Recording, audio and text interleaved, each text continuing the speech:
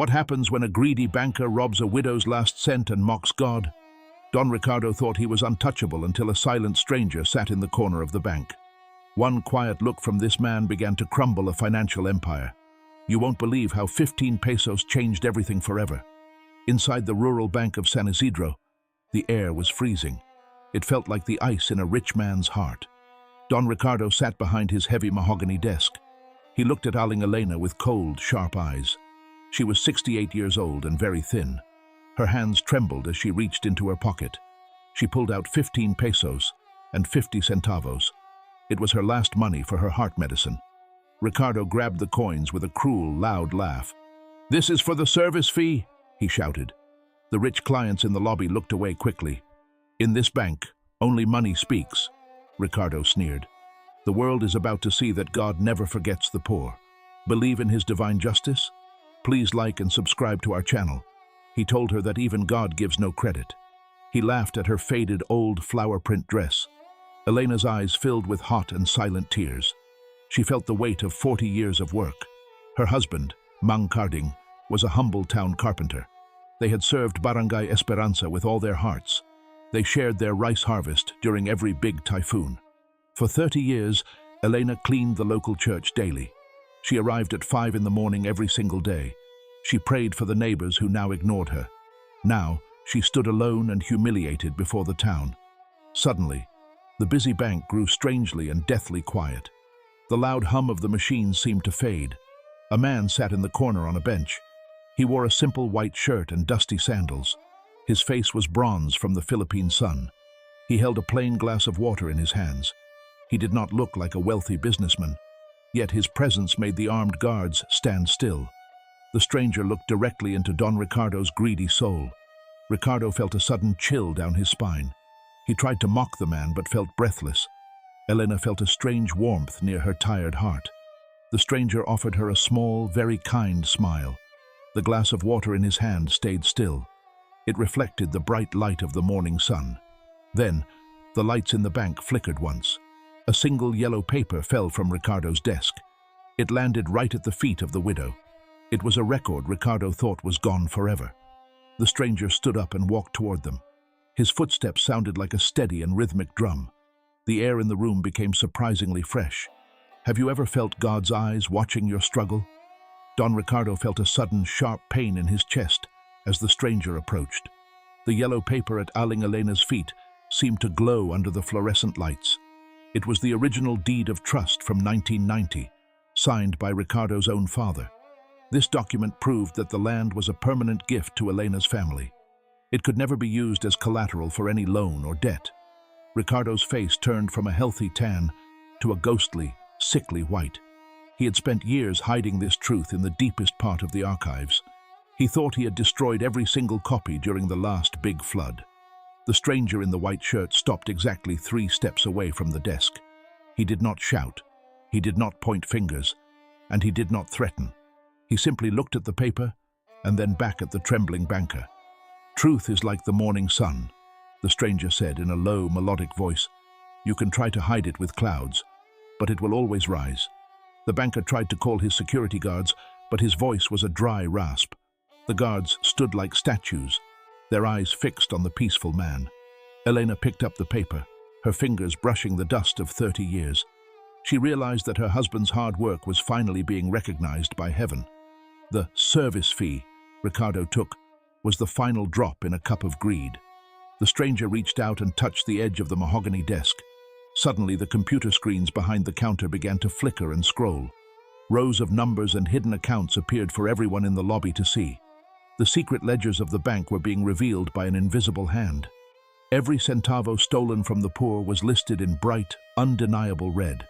The wealthy clients began to whisper, their respect for Ricardo turning into disgust. The power that Ricardo built on lies was crumbling like dry sand. Elena felt a hand on her shoulder, though the stranger was still paces away. She felt a strength she had not known since she was a young woman. The pain in her knees and the heaviness in her soul began to vanish. The stranger looked at her and nodded, his eyes full of ancient wisdom. "Your patience has been recorded in the book of life, Elena," he whispered. The air in the bank grew warmer, smelling of jasmine and fresh rain. "Now, The true trial of Don Ricardo's heart is about to begin. If you believe that no secret stays hidden from God, like this video and subscribe. The regional director of the bank walked through the front doors at that moment. He was not expected for another month, yet he felt a sudden urge to visit. He saw the screens, he saw the paper, and he saw the crying widow. Ricardo fell back into his expensive chair, his breath coming in short gasps. The stranger turned his back on the chaos and walked toward the exit. Elena followed him with her eyes, wanting to say 1,000 words, but the stranger simply stepped out into the bright, humid heat of the street. By the time Elena reached the glass doors, the man in the white shirt was gone. Only a small, wet footprint remained on the dry pavement outside.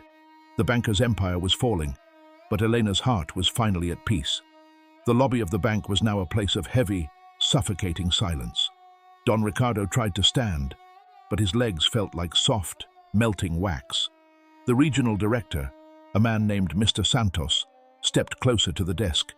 He picked up the old yellow paper with a slow, deliberate hand. His eyes scanned the faded ink of the 1990 deed of trust. "This signature belongs to your father, Ricardo," Mr. Santos said quietly. He was a man of honor, unlike the son he left behind. Ricardo tried to speak, but only a pathetic, dry wheeze came out. He looked at the computer screens, which were still scrolling through his crimes. The names of dozens of widows and orphans appeared in the bright red light. Every hidden charge and every stolen land title was now exposed to all. The wealthy clients who used to laugh with him now backed away. They looked at him as if he were a poisonous snake in a suit. Elena stood in the center of the room, her heart beating steadily. She felt a peace that was deeper than the sea surrounding their islands. The stranger was no longer in the room, but his scent remained. The air smelled of the sampaguita flowers that grow near the old church. Mr. Santos turned to the security guards and gave a sharp, quick nod. "Call the police and the legal team immediately," he commanded them. "This bank will be closed until every centavo is returned to the owners." Ricardo slumped back into his chair, his face buried in his shaking hands. He had built a tower of gold, but he built it on a foundation of lies. The higher the tower, the more painful the final and sudden crash.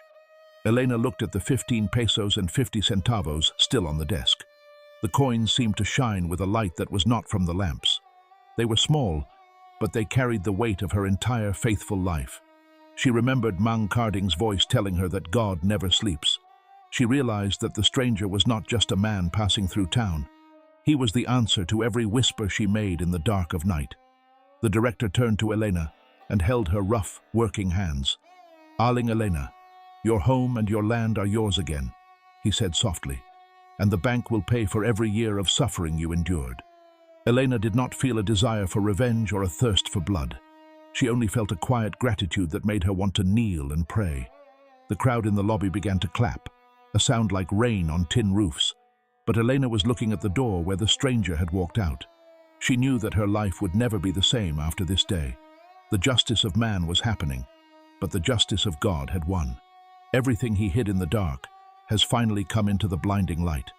If this story reminds you that God sees everything, like this video and subscribe. The police arrived and led Ricardo out through the main glass doors.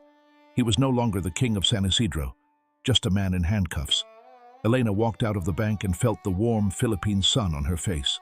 She saw a small child standing by a puddle, pointing at the sky. A rainbow had formed, even though the sun was shining very brightly. She knew in her soul that the stranger was still walking among them. He was in the wind, in the sun, and in the heart of every poor person. She gripped her old Bible and started the long walk back to her barangay. Every step she took felt lighter than the one she had taken before. The road was dusty, but to her, it felt like a path made of gold. The walk back to Barangay Esperanza was long, and the road was very dusty. Elena's old sandals felt light, as if wings were attached to her tired feet. She reached her small wooden shack, just as the sky turned a deep orange. The neighbors stood outside their homes, whispering and pointing at the widow. News in a small Philippine town travels faster than a summer mountain storm. They already knew that the great Don Ricardo was taken away in silver handcuffs. Elena sat on her small porch and looked at the empty space in the garden. This was where Mang Carding used to sit and carve wood for the neighbors. She pulled out the old Bible and the yellow paper from the bank archives. Her stomach growled from hunger, but her soul felt completely and truly full. Suddenly, she saw a shadow move near the large mango tree by the fence. It was Ismail, the stranger from the bank, carrying a small woven basket. He walked with a steady grace that made the tall grass bow in respect. "You have walked a hard path today, Elena," he said with a soft voice. He placed the basket on her wooden table and opened the clean white cloth. Inside were 3 pieces of warm fried fish and a bowl of steaming rice. The smell of the food was better than any feast at a rich man's wedding. "Eat and rest, for tomorrow you will begin to rebuild what was stolen." Elena looked into his eyes and saw a reflection of 1,000 peaceful suns. She wanted to ask him who he really was and where he came from, but the words stayed in her throat because his presence was answer enough. The stranger sat on the steps and watched the first stars appear in the sky. He did not look like a king, but the night air felt sacred around him. Elena took a bite of the rice and felt her strength returning like a tide. She realized that she was no longer a victim of a banker's cruel greed. She was a daughter of the Most High, protected by a silent and holy shield. The silence between them was not empty. It was filled with a divine love. Ismail picked up a small piece of wood from the ground and held it gently. He turned it in his hands, and it seemed to smooth out without any tools. Nothing is ever truly lost if it is held in the hands of the Father. The wind carried the scent of the sea and the promise of a new morning. Elena closed her eyes for a moment to offer a silent prayer of thanks. When she opened them, the stranger was standing by the gate, ready to leave. The basket was still there, but the man was already a silhouette in the dark. He did not say goodbye, only nodded once toward the old church on the hill. Elena knew that her life was now a living testimony of God's quiet power.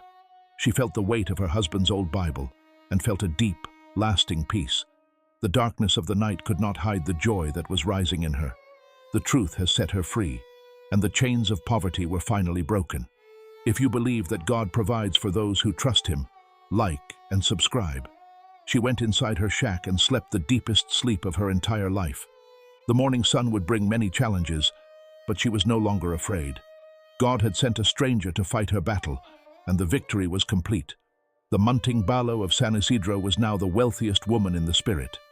The next morning, the sun rose over San Isidro like a golden promise. Arling Elena woke up not to the sound of debt collectors but to birds. She walked to her small garden and saw something truly wonderful there. The plants that were dry and dying yesterday were now vibrant and green. She found a small envelope tucked under her old Bible on the table. Inside was the official title to her land, stamped by the national government. The fraud of Don Ricardo had been completely undone in a single night, but Elena did not rush to the city to celebrate her new wealth. She went to the local market to buy rice, fish, and fresh vegetables. She remembered the hunger of her neighbors during the past difficult months. As she walked, she saw the bank workers removing Ricardo's big name sign. The man who thought he owned the town was now a memory of shame. In the middle of the market, she saw a group of people gathered. They were listening to a man sitting on a wooden crate near the fish. It was Ismail, the stranger, wearing the same simple white cotton shirt. He was telling a story about a seed that fell on very good soil. His voice was like a calm river flowing through a dry and thirsty land. Elena stood at the back of the crowd, her heart swelling with recognition. Ismail looked up and caught her eye, giving her a small, knowing nod. He spoke of a king who does not live in a palace made of stone. This king lives in the hands that give and the hearts that forgive. The people around him were mostly poor laborers and tired market vendors. They listened with an intensity that showed their hunger for the truth. Elena felt a sudden urge to share her own story of God's quiet justice. But before she could speak, a young man ran into the crowded market. He was shouting that the new bank manager was looking for Arling Elena. They wanted to offer her a position as a counselor for the poor. The widow who was mocked yesterday was now the most respected lady. Elena looked back at the wooden crate, but Ismail was no longer there.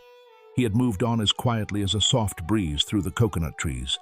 She realized that his mission was not just to save her small piece of land.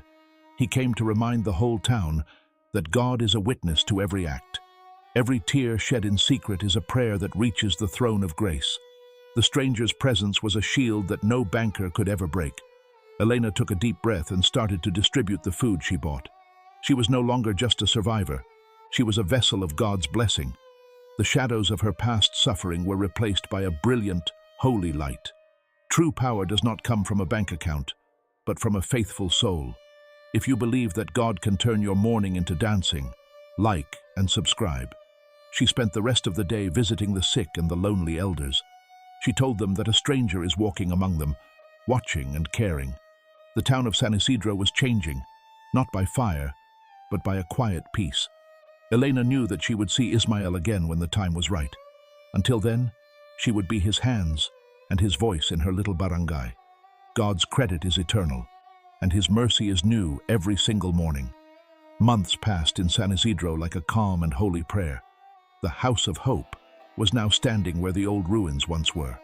Aling Elena spent her mornings teaching the young children to read. She often sat under the large nara tree with her old wooden rosary. Every centavo that Don Ricardo stole had been returned to the people.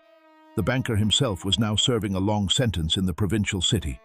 They said he spent his days staring at the gray stone walls in silence. But Elena did not feel joy in his pain. She prayed for his soul. One hot Friday afternoon, a black car stopped in front of the center. A woman stepped out, looking very tired and dressed in expensive black silk. It was Sofia, the wife of Don Ricardo, whom everyone had forgotten. She had lost her mansions, her jewelry, and all her fake high society friends. She walked toward Elena with her head bowed low in deep, visible shame. "I have nowhere else to go, Aling Elena," Sofia whispered with a broken voice. "The people in the city spit when they hear my husband's cursed name." The neighbors gathered around, their faces hard like sun-dried hollow blocks. "Send her away," shouted one man who had lost his cow to Ricardo's greed. "She enjoyed the stolen money while we suffered in the rain," another cried. Elena looked at Sofia's trembling hands and saw her own past reflection. She remembered the cold air of the bank and the weight of her last coins. She also remembered the stranger's peaceful face and his quiet, holy smile. Ismael once said that mercy is the only path to a true kingdom, Elena thought. She walked to Sofia and placed a gentle hand on her expensive but dusty sleeve. "Come inside, Sofia. There is a plate of rice and a bed for you here." The crowd gasped in shock, but Elena's eyes remained steady and very calm. She knew that vengeance only builds another prison for the human heart. If you believe that forgiveness is the greatest miracle of all, like and subscribe. Inside the House of Hope, Sofia sat by the window and began to weep. She told Elena about the secret documents Ricardo had hidden in their attic. These papers showed the names of even bigger men who were corrupt in Manila. By choosing to forgive, Elena had opened a door to a much larger justice. The stranger, Ismael, appeared at the edge of the garden at that very moment. He was helping a small boy fix a broken kite made of bamboo and paper. He did not say a word, but the sunlight seemed to follow his every move. When he looked toward the window, Sofia felt a sudden, heavy weight lift. It was the first time in 10 years that she felt she could breathe properly. The stranger nodded to Elena, and then he let the kite fly high into the sky. The kite soared above the coconut trees, dancing in the warm tropical wind. Elena realized that the stranger was still working, still mending broken lives. His presence was not just for the victims, but also for the lost souls. The town of San Isidro was becoming a place where the light truly lived. The evening bell rang from the old church, calling everyone to the evening mass. Elena and Sofia walked together, two women from two very different worlds. They were united now by a grace that no bank or lawyer could ever provide. God's justice was complete, but his mercy was just beginning to bloom. The world thinks that power is gold, but Elena knew that power is love. Ang gabi sa San Isidro ay napuno ng halimuyak ng mga sariwang bulaklak. Sa loob ng House of Hope, naupo si Aling Elena sa harap ng isang maliit na kandila. Sa kanyang tabi ay si Sofia, na dati ay reyna ng karangyaan, ngunit ngayoy naghugas ng mga pinggan. Ang mga kamay ni Sofia ay may mga sugat na, ngunit ang kanyang mga mata ay payapa. "Hindi ko akalain na sa pagkawala ng lahat ng yaman ko, doon ko mahahanap ang sarili ko," bulong ni Sofia. Hinawakan ni Elena ang kanyang kamay at ngumiti ng may malalim na pag-unawa. Ang tunay na yaman ay hindi itinatago sa vault ng bangko, kundi sa pag-ibig na ibinibigay natin, tugon ng balo. Biglang bumukas ang pinto at pumasok ang isang batang lalaki na may dalang balita. Ang mga dokumentong ibinigay ni Sofia ay nakarating na sa mga tamang kamay sa Maynila. Ang mga kasabwat ni Don Ricardo sa gobyerno ay isa-isa nang iniimbestigahan at tinatanggal. Ang hustisya na tila tulog noon ay gising na ngayon at kumikilos sa buong bayan.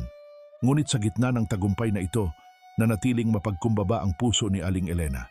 Alam niya na ang bawat hakbang ng katarungan ay pinapatnubayan ng isang tahimik na lakas. Lumabas siya sa beranda at nakita ang isang pamilyar na anino sa ilalim ng puno ng nara. Si Ismael iyon, nakatayo sa dilim, ang kanyang puting damit ay tila naglalabas ng sariling liwanag. Hindi siya lumalapit. Tila ba sapat na ang kanyang presensya upang magbigay ng katiyakan. Tiningnan ni Ismael si Elena at pagkatapos ay itinuro ang langit na puno ng bituin. Ang bawat bituin ay isang pangako na ang kadiliman ay pansamantala lamang. Ang kanyang tinig ay tila bulong ng hangin. Naramdaman ni Elena ang isang matinding pasasalamat na nagpaiyak sa kanya ng may kagalakan. Ang 15 piso at 50 sentimo na kinuha sa kanya noon ay naging binhi ng pagbabago. Mula sa isang maliit na kawalang katarungan, isang buong sistema ng kasamaan ang gumuho. At ang lahat ng ito ay nagsimula sa isang simpleng pagtitiis at isang tahimik na panalangin. Napagtanto ni Elena na ang Diyos ay hindi kailangang sumigaw upang marinig ang kanyang tinig. Minsan, ang kanyang pinakamalakas na sagot ay matatagpuan sa isang estrangherong may baso ng tubig. Ang munting balo ay hindi na munting balo sa paningin ng langit. Siya ay isang bayani ng pananampalataya. Ang kanyang buhay ay naging isang bukas na aklat na binabasa ng lahat ng mga nawawalan ng pag-asa. Sa bawat sulok ng San Isidro, ang kwento ng banker at ng balo ay naging isang alamat ng kabutihan. Kung naniniwala ka na ang bawat sakripisyo mo ay may nakalaang gantimpala mula sa langit, i-like ang video na ito at mag-subscribe. Humarap muli si Elena sa loob ng bahay upang tawagin si Sofia para sa kanilang huling panalangin. Nang muli siyang lumingon sa labas, wala na ang lalaki sa ilalim ng puno. Tanging ang huni ng kuliglig ang natira. Ngunit alam ni Elena sa kanyang buong pagkatao na hindi siya kailanman muling mag-iisa sa kanyang paglalakad. Ang presensya ng Kristo ay hindi isang bisita lamang, kundi isang nananatiling tahanan sa kanyang puso. Ang gabi ay malalim, ngunit ang bukas ay puno ng liwanag na hindi kailanman magdidilim. Ang bawat sentimo ng kanyang buhay ay nakatala na sa credit ng langit, kung saan walang magnanakaw ang makakakuha. It was a peaceful Sunday morning in San Isidro, the kind where the air feels like a blessing. Aling Elena stood by the gates of the House of Hope, watching the townspeople walk to the church.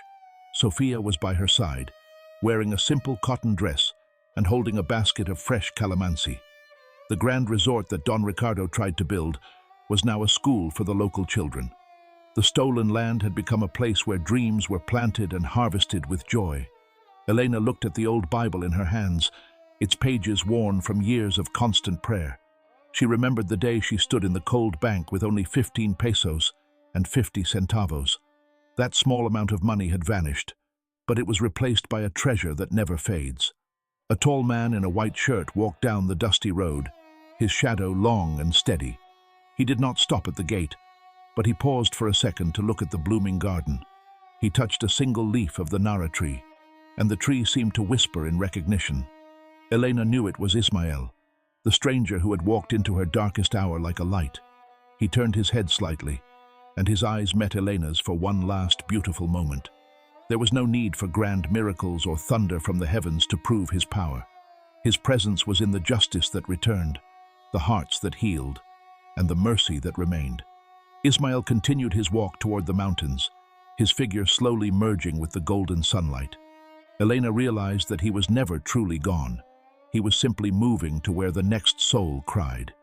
He is the stranger in every bank, the worker in every field, and the guest in every humble home. The widow felt a deep, radiating warmth in her chest that told her everything was exactly as it should be. She had lost her husband, her home, and her last cent, but she had gained the King of Kings. The town of San Isidro was no longer a place of fear, but a sanctuary of quiet and holy faith. The credit of man is a vapor, but the promise of God is an eternal rock, Elena whispered. She led Sofia toward the church, their footsteps echoing the rhythm of a new and better life. The story of the banker and the widow ended not with a bang, but with a peaceful, lasting silence. If this story reminded you that God sees every tear and acts in His perfect time, support it with a like. Subscribe to the channel and write the word faith in the comments if you also believe in God's justice. May the peace of the great stranger be with you in every decision and every quiet moment of your day.